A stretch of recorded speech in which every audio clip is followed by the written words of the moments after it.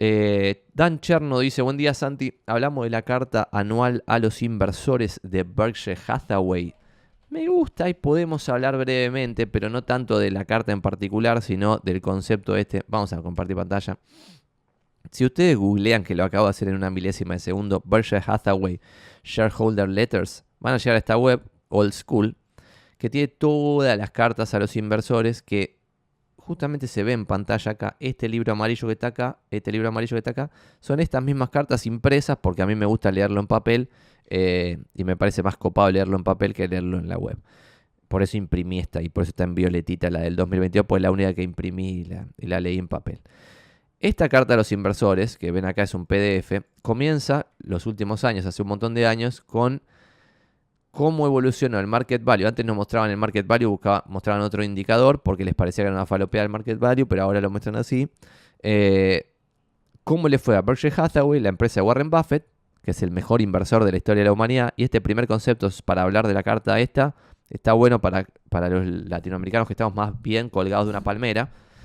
Está bueno ver esta primera página donde muestra qué pasó desde 1965 en Berkshire Hathaway, que ese año Berkshire Hathaway ganó 49% y 10% el S&P con dividendos incluidos.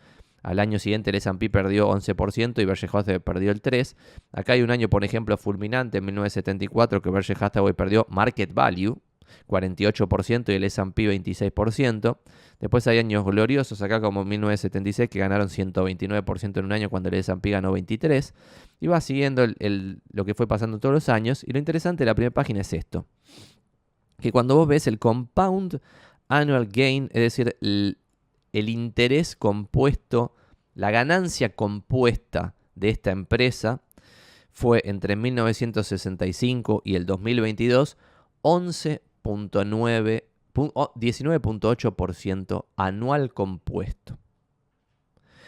Que cuando vos lo componés te da 3 millones, que ya no se puede ni elaborar el pensamiento de qué significa esta multiplicación de capital, ahora lo vamos a ver, pero 19.8% anual.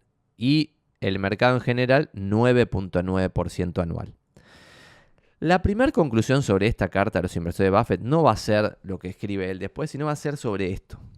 Vean que el mejor inversor de la historia de la humanidad entre 1965 y el 2022 ganó más o menos el doble que el retorno del mercado en general. Hemos visto acá que, por ejemplo, JP Morgan publica un informe que está copado de forma trimestral donde muestra el retorno del inversor promedio. El inversor promedio en periodos donde el mercado en general da 10%, el inversor promedio está tipo en 3%. ¿Por qué? Porque hay gente como Buffett que saca 20 cuando el mercado saca 10. ¿Está bien? Y un montón de papanatas sacando 0 negativo, que el promedio da 3. ¿Está bien? Entonces guarda, el inversor promedio es mucho peor al mercado en general, lo cual parece contraintuitivo, pues si yo agarro la plata, compro un índice que sigue al S&P, voy a estar en el promedio. Y si la mayoría, porque para que el promedio sea 3, quiere decir que la mayoría es peor que el mercado.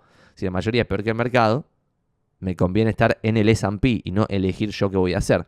Pero sin embargo, como todos tenemos el sesgo de que no somos Buffett, algunos están muy delitados del cerebro y piensan sacarle en toda su vida más de 20% anual a su plata. ¿Podés sacarle un año 100%? Obvio. ¿Podés sacarle 2 años 80 y 90 y después 114? Podés. Pero muy probablemente no lo puedas hacer 15 años. Y si lo haces 30 años vas a ser uno de los mejores inversores de la historia de la humanidad. Y si lo haces como Buffett en 70 años, por ejemplo, vas a ser el mejor inversor de la historia de la humanidad. Pero lo interesante entonces es esto. Que para ganar mucha plata no tenés que tener un retorno anual del 100% anual, 80% anual. El mejor de la historia es el doble que el mercado en general, solamente el doble. En vez de 10, 20. ¿Esto es sorprendente? No tan sorprendente. Por ejemplo, vamos acá Compound Interest Calculator, que está buenísimo. Ponen acá en investor.gov, que es una web oficial. Le ponen acá Initial Investment. Pongámosle que poníamos $10.000 miserables en 1965. No poníamos un mango más nunca más. Y esperábamos todo ese tiempo que Buffett hizo la fantasía impresionante de multiplicar el capital de forma descontrolada. Pasaron 57 años, desde 1965 hasta el 2022. El Estimated Interest Rate, vamos a poner el exacto, que es 19.8 anual, que no varía si lo hacemos más fácil. Calcule anualmente, pim pum, y los $10.000 se convertían en 296 millones de dólares. Como Berkshire Hathaway nunca distribuyó un dividendo y reinvirtió siempre las ganancias, vos manteniéndose ahí en Estados Unidos, depende del país del cual seas vos origen, podrías no haber pagado absolutamente nada de impuestos. Si estás en Argentina, sí, porque te fajan con un impuesto que grava en parte esto. Pero si no, no. Entonces se convertían $10.000 en 296 millones de dólares. Y ahí la gente me decía, pero Santi, no tengo 57 años para esperar. No es necesario. En el año 41 ya había 16 millones de dólares.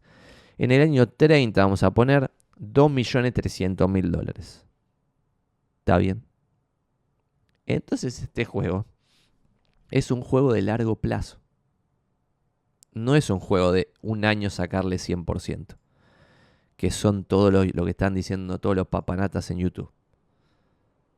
Además de que es riesgosísimo y están haciendo que gente de clase media laburante esté asumiendo un riesgo de perder toda su plata. Lo cual es un delirio. Cambiemos esto del 19.8 por el retorno del mercado en general. 9.9. Recuerden, 296 millones. Si están, en vez de en el retorno de Buffett, 296 millones, están en el retorno del mercado, en vez de 296 millones, terminan en 2 millones. ¿Se dan cuenta? Esto es una locura. En este periodo de 57 años, es 100x más redondeando. 100x la diferencia entre 20% anual y 10% anual también redondeando. Este concepto, y no voy a decir todo lo que dice la carta de Buffett, porque ya lo hemos dicho y lo podemos hacer en otro video, y en vez de hablar de la del 2022, que no me pareció reveladora, podemos hablar de todo lo que dicen todas las cartas y le metemos 5 horas de todo lo resaltado que tengo acá en el cosito amarillo, que puede estar bueno. Pero si hay un solo concepto que alguien se tiene que llevar, es este 9.9 y 19.8. Esto es solo un juego de largo plazo. De vuelta, 10% anual en el año 30, por ejemplo, solamente al 9.9, los $10.000 se convertían en 170.000 en 30 años, que no es nada. ¿Está bien? ¿Cuál es el twist? De que estoy omitiendo acá. Que este 9.9 es antes de impuestos e inflación. Teóricamente, según leí en varios libros, el 9.9 en periodos largos de tiempo se convierte en 6.6 después de impuestos e inflación. Pero esto hay que averiguarlo en un periodo determinado del 2023 al 2053 a ver qué pasa. La magia de este 19.8 es que como no tuvo dividendos, por ejemplo vos si no pagás capital gains, porque sos yankee ponele, tenías esto libre de impuestos. Y en segundo lugar, te fumabas obviamente un proceso inflacionario, un toque guaso, pero en todo este periodo dará 3% anual. No como ahora, más delirante. Obviamente hubo en los 70 un periodo delirante, pero en promedio 3% anual. Entonces igual es guaso. Pero entonces acá también es interesante, porque el 6.6, o sea que el 10 redondeando, que el 10 bruto se convierta en 6.6 neto o 6,5 para redondear, estás muy cerca del 0. Y acá yo veo mucha gente, y con esto liquidamos este tema, veo mucha gente en Buenos Aires que ahora está empezando a ver oportunidades de propiedades o cosas que dan 6% anual en Buenos Aires, a valuaciones ridículamente baratas, o sea, a valuaciones muy, muy bajas, por lo tanto, donde uno ve una capacidad de revalorización mucho más alta que en periodos anteriores. Entonces es el 6 anual de renta, pero además tenés la potencial de revalorización de que esto pase, una evaluación más o menos coherente de país bananero, Porque ahí también me dicen, Santi, pero vos sos un delirante, estás hablando de poner plata en Argentina. Yo no estoy dando ningún consejo de inversión a nadie. Lo único que estoy diciendo es que todo está muy barato en Argentina. Está empezando a haber propiedades en Recoleta que dan 5% anual de renta de alquiler. Y vos estás entrando en esa propiedad en un precio que solo fue superado, para abajo obviamente, en valores desinflacionados en dólares, en el 2002, 2003 y en la hiper de Alfonsín. En toda la historia. Bueno, reciente, en toda la historia reciente. Los últimos 80 años, solamente en 2 periodos muy específicos de crisis máxima, las propiedades estuvieron más baratas que ahora. Y encima, ya la compras y te da 5% anual de alquiler. Bueno. Y la gente me dice, no, pero no cubre el riesgo, porque el riesgo es controlado, bla, bla. Bueno, por eso hay que comparar con lo que en teoría es la inversión libre de riesgo, que son los bonos de tesoro, el bono de tesoro estadounidense, que eso es como la base. Después con el mercado en general de empresas en Estados Unidos, que sería como apostar al capitalismo, que es el S&P 500. El mejor inversor de la historia de la humanidad, Warren Buffett, 20% anual, en este periodo, porque cuando vos sacás, le agregás el periodo anterior donde él ya hacía negocios e inversiones, te da más, ¿está bien? Te da entre 25, una cosa así. Porque también es loco que cuando vos tenés muy poco capital, ahí sí podés multiplicar mucho más tu guita. Porque podés hacer un negocito, alguna cosita que solo absorbe, por ejemplo, $1.000. No sé, ir a comprar ropa a la sala y revenderla en Almagro, quizás absorbe $10.000, pero no absorbe mucho más. Entonces puedes hacer los $10.000, lo cambiás, lo volvés a hacer, pim, lo volvés a hacer, pim, lo volvés a hacer, pim.